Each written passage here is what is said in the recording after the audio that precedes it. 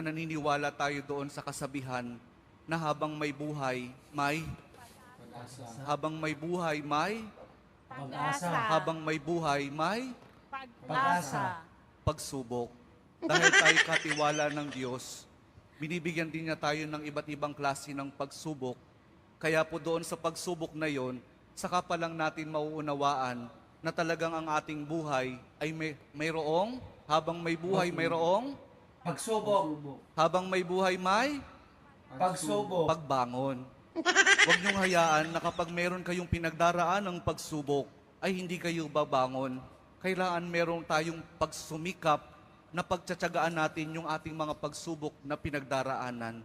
At kapag merong pagsubok at merong pagbangon, saka pa lang natin mauunawaan na talagang ang ating buhay, na habang may buhay, may Pagbangon. habang may buhay, may Pagbangon. pag-ibig.